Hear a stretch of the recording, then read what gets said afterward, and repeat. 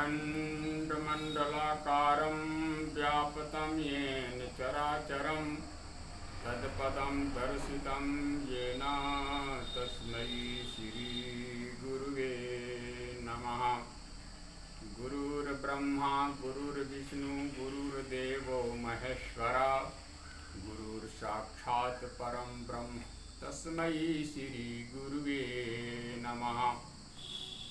नीलाम्बुजश्यामलकोमलाङ्गं सीतासमारोपितवामभागं पाणौ महासायकचारुचापं नमामि रामं रघुवंशनाथं।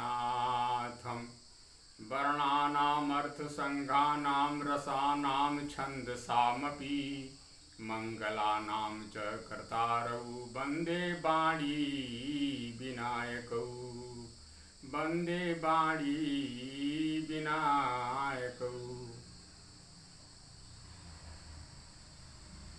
अक्षर समूहों अक्षरों और समूहों अर्थ रसों का छंदों का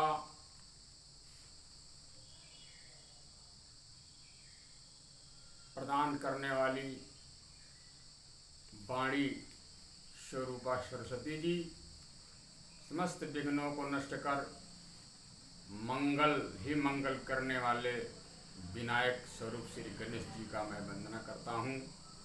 गौरी के नंदन की हम पूजा करते हैं, गौरी के नंदन की हम पूजा करते हैं। हम हाथ जोड़ विनती चरणों में करते हैं, हम हाथ जोड़ विनती चरणों में करते हैं। शुभ कर्मों से पहले तेरा ध्यान करते हैं, कोई संकट आ जाए प्रभु रक्षा करते हैं।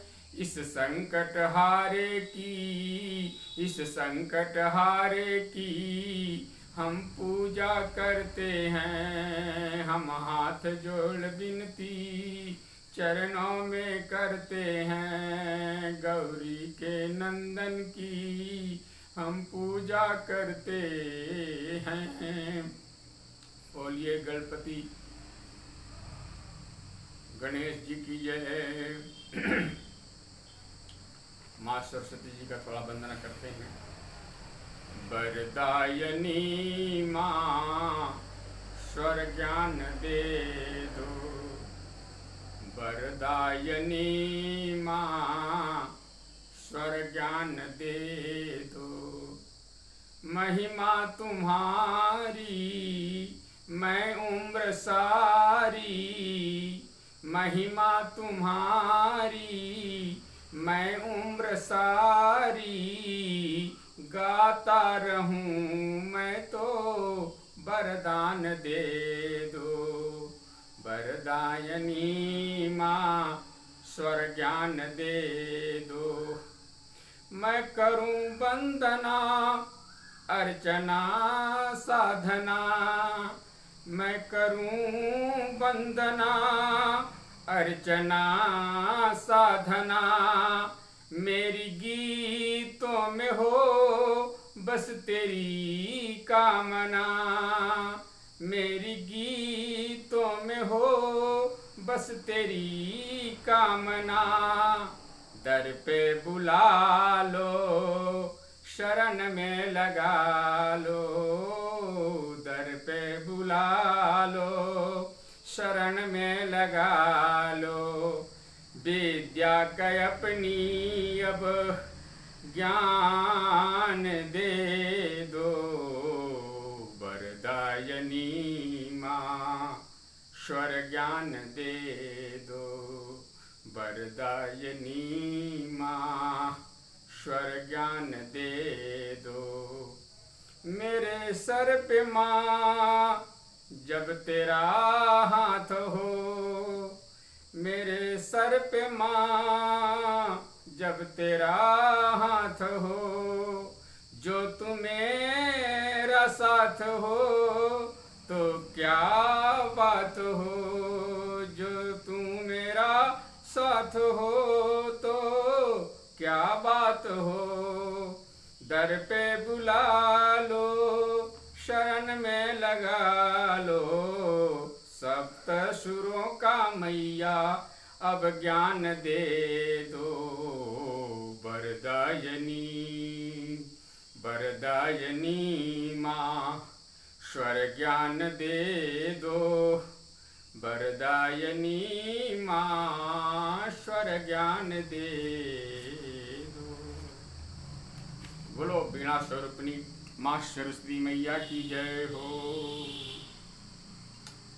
श्री राम जय जय राम, श्री राम जय जय राम, श्री राम जय जय राम।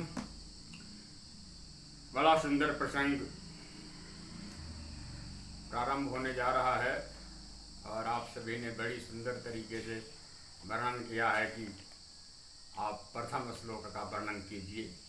रामचरितमानस के बालकांड के प्रथम श्लोक का क्या रहस्य है, इसमें कौन सी चर्चा छिपी है, वो प्रथम भाग रामचरितमानस चर्चा का वर्णन कीजिए प्रथम श्लोक से। तो आइए बड़े ध्यान से गौर पूर्वक बैठ जाइए, सावधान होकर के बैठ जाइए और इस कथा को, इस रहस्य को बड़े अच्छी तरीके से श्रवण कीजिए।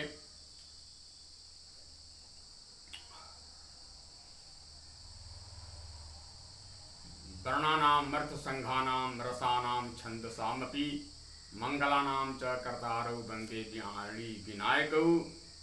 वंदे वाणी विनायकौ। वर्ण मतलब अक्षर, वर्णानाम मतलब अक्षरों, अर्थ संघानाम अर्थ का मतलब एक और संघानाम का मतलब समूह।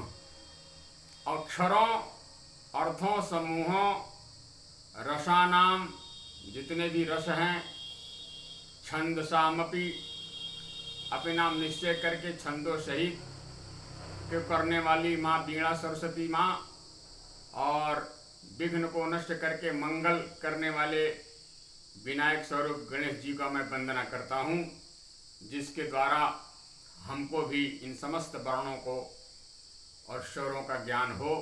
इसीलिए गोस्वामी तुलसीदास जी महाराज जो है इस श्लोक में दो व्यक्तियों का वर्णन करते हैं। एक स्त्री स्वरूप में सरस्वती जी हैं और पुरुष स्वरूप में जो है गणेश जी हैं। दोनों को एक ही श्लोक में मिला करके एकता का परिचय देते हैं कि दोनों देखने में अलग अलग हैं, मतलब लेकिन एक हैं। वर्णानाम अर्थ संघानाम रसानाम छंदसामपि मंगलानाम च कर्तारौ वंदे वाणी विनायकौ। वर्ण अक्षर को बोलते हैं। अर्थ संघानाम, एक अक्षर के अनेकों अर्थ होते हैं, इसीलिए समूह अर्थ बताया, अर्थ संघानाम कहा गया है। वर्णानाम मतलब अक्षरों के अर्थ जो है अनेक होते हैं, इसीलिए वर्णानाम अर्थ संघानाम, अक्षरों और समूहों अर्थों।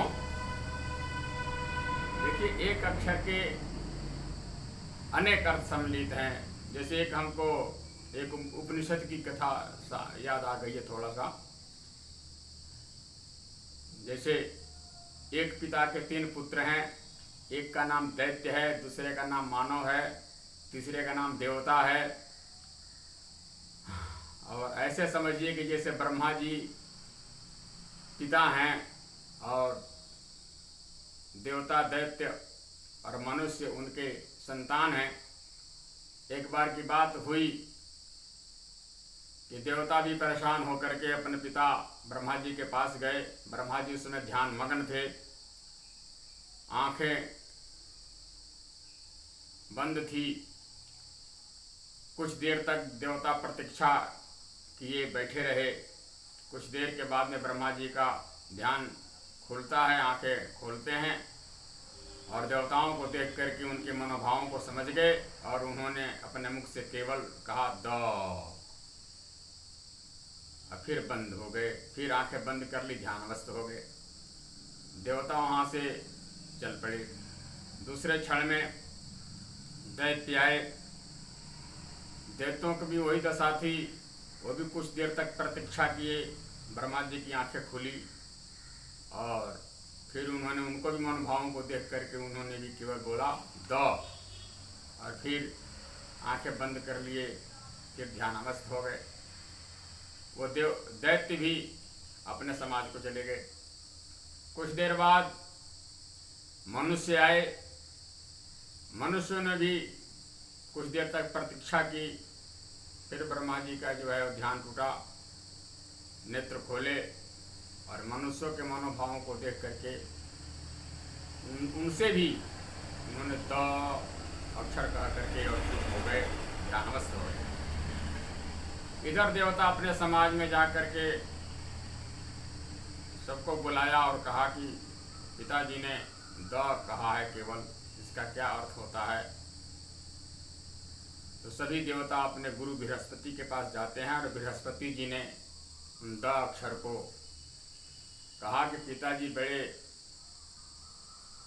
दीर्घ दृष्टा हैं।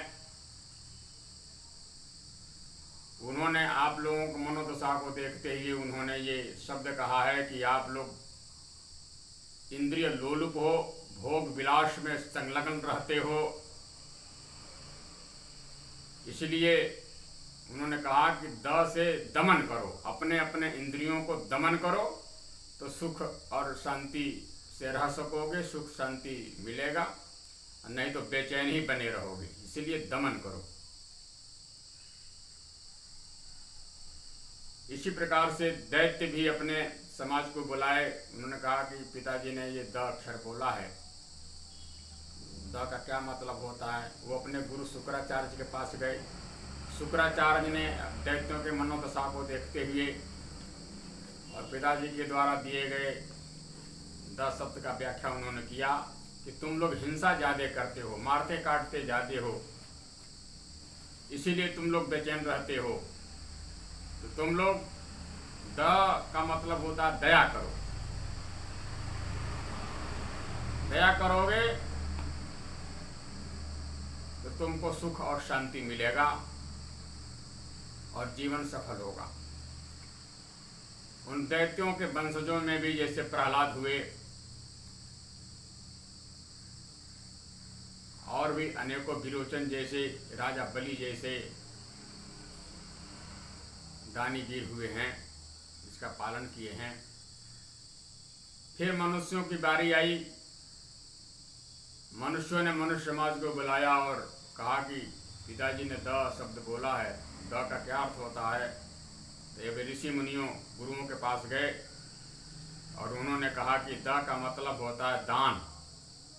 क्योंकि तुम लोग अर्थ के पीछे जिंदगी भर लगे रहते हो, कितना आ जाए कितना संग्रह कर लूँ, सब कुछ पूरा पुरुषार्थ जो है अर्थ के पीछे लगे हो, इसीलिए शांति नहीं मिल रही है। तो उन अर्थों में से जो है दान करना सीख लो तो उससे आनंद की उपलब्धि होगी, शांति मिलेगी। कहने का मतलब यह है कि केवल द शब्द से, द अक्षर से ही ये तीनों को, दया, दमन और दान, तीनों को बहुत अच्छा सा लाभ मिला। इसीलिए एक अक्षर के अनेकों अर्थ होते हैं जो बड़े सटीक होते हैं। और रामचरितमानस में तो रावण के 10 मुखों से एक ही शब्द को 10 पर्यायवाची शब्द के रूपों में गोस्वामी जी ने दिखाया है। जैसे समुद्र पर पुल भगवान श्री राम ने बांध दिया। इसका समाचार सुना जब रावण, तो रावण व्याकुलता से उठा कि अरे ऐसा असंभव काम संभव कैसे हो गया। उसके 10 मुख से जो है समुद्र के 10 नाम निकले। बांध्यो वन निधि नीर निधि, जलधि सिंधु बारिश, असत्य तो निधि कंपति, उदधि पयोधि नदीस।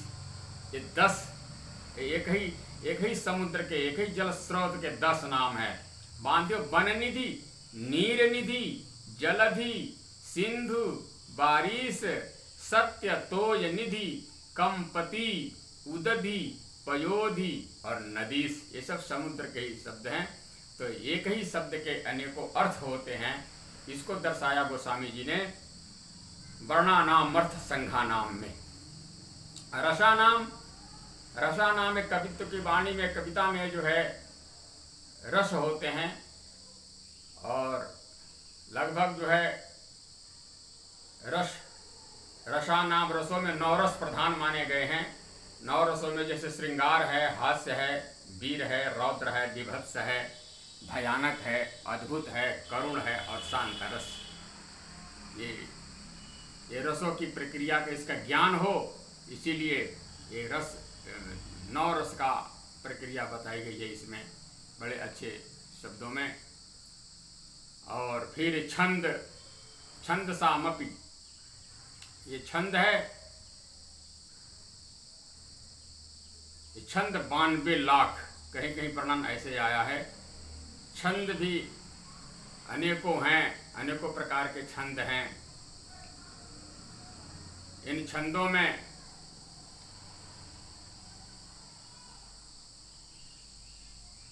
यह जो श्लोक है, वर्णानाम अर्थ संघानाम रसानाम छंदसामपि मंगलानाम च कर्तारो वंदे वाणी विनायकौ, यह छंद अनुष्टुप छंद में वर्णन है। वैसे गायत्री छंद है, विंशतिका छंद तो पढ़ाया जाता है जी, 20 प्रकार के छंद अभी स्कूलों में, परंतु ये छंद बहुत हैं, अनेकों प्रकार के छंद हैं। तो ये छंद जो है अनुष्टुप छंद में वर्णन किया गया है। अनुष्टुप छंद की बड़ी महिमा है। ये शुरुआत ही ये रामायण का महर्षि वाल्मीकि आदि कवि वाल्मीकि जी के मुख से ही हुआ। जिस समय एक क्रौंच पक्षी जो है आपस में मादा खा रहा था, मैथुन प्रक्रिया में लिप्त थे, उसी समय एक निखार ने बाण मार दिया, क्रौंच पक्षी मर गया और उसके विलाप में उनकी पत्नी क्रौंची जो बहुत रुदन की। उसी समय वाल्मीकि जी वहाँ पर पहुँच गए थे और उस निखात को श्राप दे दिया, मानसात प्रपन्नत्वम। वैसे जो श्लोक जो निकला है महर्षि वाल्मीकि जी के मुख से, वो अनुष्टुप छंद से युक्त था। अनुष्टुप छंद में 32 अक्षर होते हैं, 8-8 की एक कड़ी होती है, 4 चरण होते हैं श्लोकों के। अनुष्टुप छंद में जो 4 चरण हैं, एक एक चरण जो है 8-8 अक्षर के हैं। तो पूरा श्लोक 32 मात्रा मिल करके जो है बनता है अनुष्टुप छंद। 32 अक्षर होते हैं। तो दूसरे जो छंद हैं वो 32 अक्षर के नहीं है, सब में समस्त छंदों में जो बड़ा है वो अनुष्टुप छंद है। गायत्री छंद में भी 24 ही अक्षर होता है, लेकिन इस अनुष्टुप छंद में जो पूरे 32 हैं और 32 अक्षर जो है वो सब सम है। तो उधर मान निषाद जो शब्द निकला है श्लोक, ठीक इसी प्रकार से वो भी अनुष्टुप छंद में था। और वाल्मीकि जी ही तुलसीदास जी हुए। वाल्मीकि तुलसी भयो भवसागर पार उतारण को नाभा स्वामी के भक्तमाल में लिखे हैं, नाभा स्वामी जी तुलसीदास जी के चरित्र को। तो तुलसीदास जी द्वारा रचित ये जो प्रथम श्लोक का वर्णन जो कर रहे हैं, ये भी जो है अनुष्टुप छंद का ही है। तो दोनों का शुरुआत जो अनुष्टुप छंद से ही हुई है। छंद सामपि कहने का मतलब निश्चय करके जो है अनुष्टुप छंद है। इसमें इसकी महिमा बहुत बड़ी है। चारों चरण इसमें सम है। सम कहने का मतलब यह है कि ये हमारे जो राम जी हैं ये भी सम है। राम जी भी सम है, कभी भी उद्वेग इनको नहीं आता। सुख में भी दुख में भी सम रहते हैं। सुख दुख समय कृपा लाभा लाभो जया जयो। इधर जो है राज्य का समाचार सुना और उधर जो है वनवास का समाचार सुना, दोनों में सम रहे। ना यहाँ प्रफुल्लित हुए आनंदित हुए, नहीं वहाँ दुख हुआ। तो दोनों में सम है प्रभु हमारे। और तीसरा भाव है कि 32 वर्ण हैं इसके अंदर में, तो 16-16 कला के सीताराम जी परिपूर्ण अवतार हैं। 16 कला के सीता जी, 16 कला के राम, ये अनुसूप छंद बता रहा है। इसका है आभास है, आशय है, एक भाव है कि 16-16 कला के सीताराम जी पूर्ण अवतार हैं। अपने आप में जो है एक उच्च आदर्श हैं। और अष्ट जो है एक चरण 8वें चरण का है, 8 अक्षरों का है। अष्ट चक्रा नवद्वारा, जिसका वर्णन करेंगे, जिस पूरी अयोध्या का जहाँ से अवतार होगा वो अयोध्या का वर्णन भी अष्ट चक्रा नवद्वारा देवा नाम पुर अयोध्या, ये अथर्ववेद में वर्णन है। ये अयोध्या का नाम अथर्ववेद, अष्ट चक्रा नवद्वारा देवा नाम पुर अयोध्या। यह सब आशे लिए हुए अनुसूप छंद है, इसलिए ये छंदों में अनुसूप छंद में वर्णन है। मंगला नाम कहने का मतलब यह है कि मंगला नाम च करतारऊ वंदे वाणी विनायक। मंगला नाम विघ्न हरण करके मंगल करने वाले ये जो है गणेश जी हैं। जैसे बोलने में सरस्वती जी परिपक्व हैं, वैसे लिखने में गणेश जी परिपक्व हैं। जितना तेज जो है परिपक्व बोलने में सरस्वती जी जितना तेज बोलती हैं, उतना ही तेज लिखने में गणेश जी हैं, कोई अक्षर छोड़ते भी नहीं, ऐसा वर्णन आया है। और इसमें अक्षरमयी, अर्थमयी, रसमयी और छंदमयी जो स्वर है, यही सरस्वती हैं। ये इन्हीं का नाम सरस्वती है। अक्षरमयी, अर्थमयी, रसमयी और छंदमयी जो स्वर है, यही सरस्वती हैं। इन्हीं को सरस्वती कहा जाता है। इनका स्वरूप का वर्णन तो कवियों ने अपने स्वर से लिया है, चित्र सजाया है, लेकिन ये इन्हीं को, यही सरस्वती जी हैं, यही शारदा जी हैं। ये वर्णमयी, रसमयी, छंदमयी, अक्षरमयी। अब ये बताइए कि अक्षरमयी जो सरस्वती जी हैं, इनकी कभी शादी हो सकती है? शब्द कभी शादीशुदा होते हैं क्या? शब्दों की कभी विवाह होता है क्या? शब्द और वर्ण और अक्षर सभी कुंवारे हैं, सभी एक रस रहने वाले हैं। इसीलिए सरस्वती भी जो है सदा कुंवारी रहती हैं, सदा जो ब्रह्मपुत्री के रूप में ही इनको जाना जाता है। और जो वर्णन इधर उधर कवियों ने किया है, विद्वानों ने किया है, वो अपने अपने स्वर का तिलांजलि दिया है लोगों ने करके, और सही शब्दों में अर्थ जो है न करके अपने अपने मनमानी अर्थ होने के नाते जो हमारे शास्त्र और पुराण में कुछ खलबलियाँ मची हुई हैं। अब यहाँ पर जो है, जो स्वर है, जो अक्षर है, जो है छंद है, रस है, यही सरस्वती है। वर्णस्वरूपा, रसस्वरूपा, अक्षर स्वरूपा, अर्थ स्वरूपा, छंद स्वरूपा, ये सरस्वती का स्वरूप है। इन्हीं को हम सरस्वती बोलते हैं। और इन्हीं का सभी लोग जो आकांक्षित रहते हैं। सबको स्वर चाहिए, सबको जो है बुद्धि चाहिए, अक्षर चाहिए, जिसे बोले, स्वर युक्त, छंद युक्त। इसीलिए सरस्वती का जन्म से लेकर के मरण पर्यंत तक जो सभी लोग सरस्वती का ही अवहेलना करते हैं, मतलब आह्लाद करते हैं, आराधना करते हैं। जब तक स्वर है, जब तक शब्द है, अक्षर है मुख में, तब तक जीवित है व्यक्ति, तब तक वो सरस्वती के पीछे ही भागता रहता है पूरा जीवन। ये अक्षरों के पीछे यही भागना हुआ है। ये है सरस्वती का वास्तविक स्वरूप। ठीक इसी प्रकार से मंगला नाम च करतारऊ वंदे वाणी विनायक। सदा मंगल ही मंगल जो करते हैं। शुरू में जो आदि हैं वही गणेश जी हैं। जो शुरुआत है, जो प्रारंभ है, जो आदि है, जो शुरुआत करना है जहाँ से, वही गणेश जी हैं, जहाँ से वो मंगल ही मंगल करते हैं। हाँ, दोनों राम भक्त हैं। सरस्वती जी भी राम भक्त हैं और गणेश जी भी राम भक्त हैं।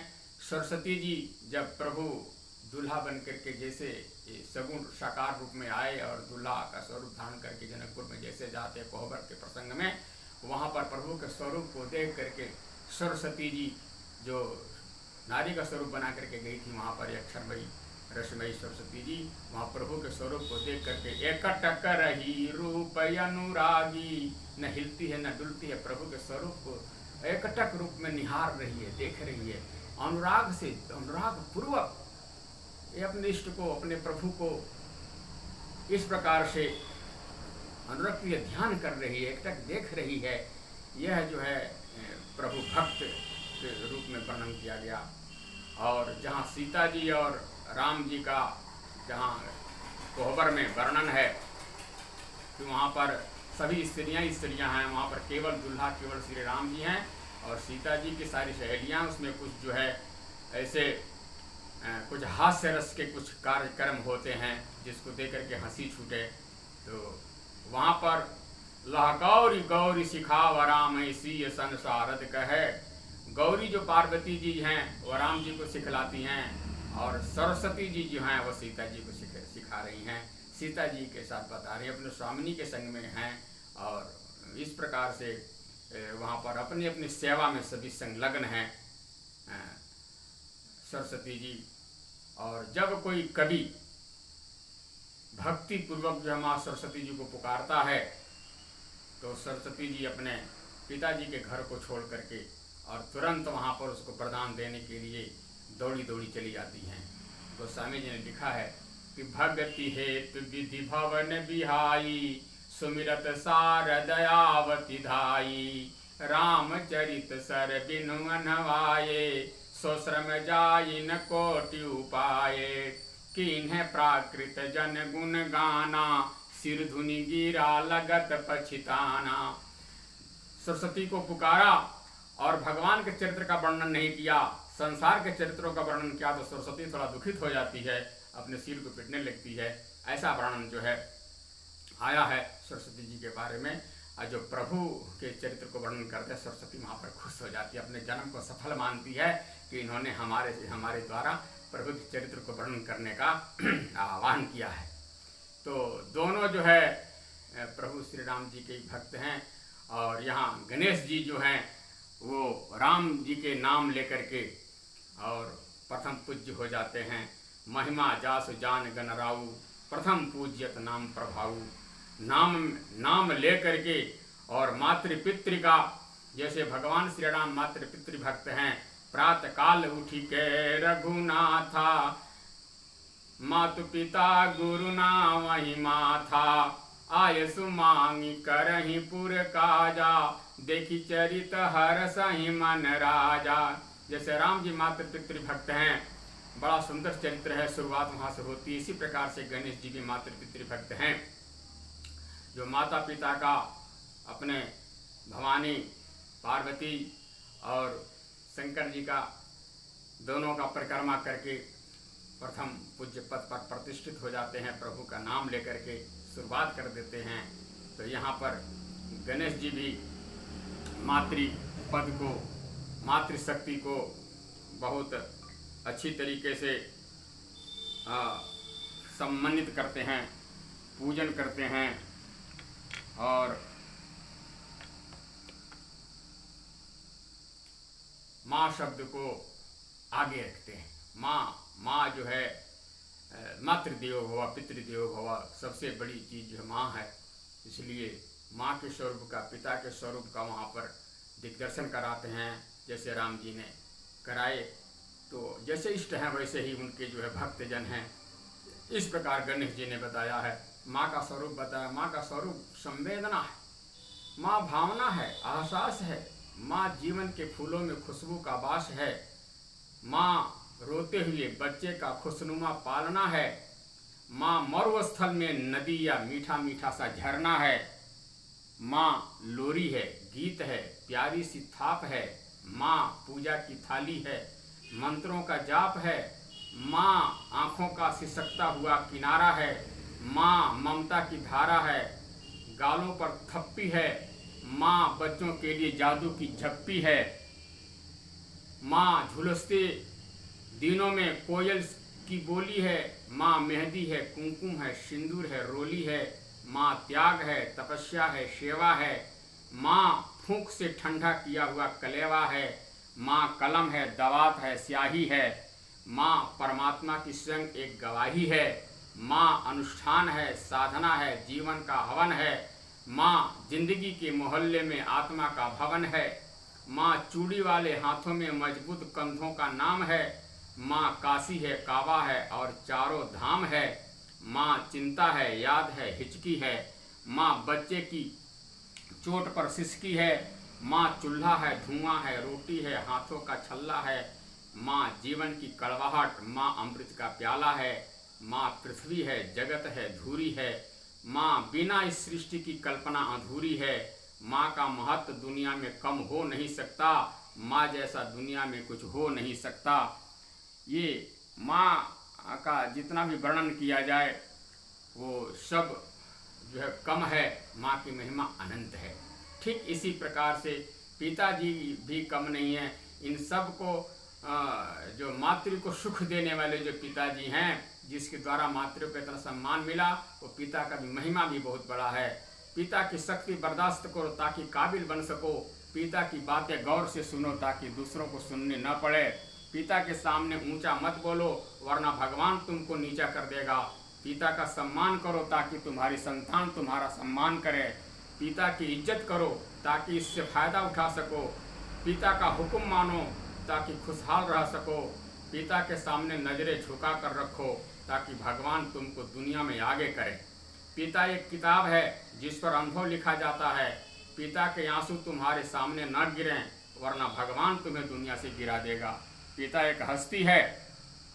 माँ का मुकाम तो बेशक अपनी जगह है पर पिता का भी कुछ कम नहीं। माँ के कदमों में स्वर्ग है पर पिता स्वर्ग का दरवाज़ा है। अगर दरवाज़ा ना खुला तो अंदर कैसे जाओगे? जो गर्मी हो या सर्दी अपने बच्चों की रोजी रोटी की फिक्र में परेशान रहता है, ना कोई पिता के जैसा प्यार दे सकता है ना कर सकता है अपने बच्चों को। याद रखो, सूरज गर्म जरूर होता है मगर डूब जाए तो अंधेरा छा जाता है। ऐसा होता है पिता। इसीलिए ये जो गुण है माता पिता के, इन सब का सम्मान गणेश जी ने किया, प्रभु राम जी ने किया है। तो इसीलिए ये संयुक्त जो है प्रभु राम के भक्त हैं। इसीलिए नर हो या नारी हो, कोई भी राम की भक्ति कर सकता है। सब नर पुरुष नपुंसक नार युवा जीव चराचर कोई, सर्वभाव भज कपट तजी मोहि परम प्रिय सोई। इसका जो संदेशा दिया गया इस श्लोक से। और गोस्वामी जी मांगते भी हैं कि हमें इन वर्ण अक्षरों और रसों का ज्ञान हो और निर्विघ्न जो हम कार्य करने जा रहे हैं संपूर्ण हो। इसीलिए वीणा स्वरूप सरस्वती और विनायक स्वरूप जो है गणेश जी की वंदना करते हैं। बोलिए सच्चिदानंद भगवान की जय। श्री राम जय राम जय जय राम, श्री राम जय राम जय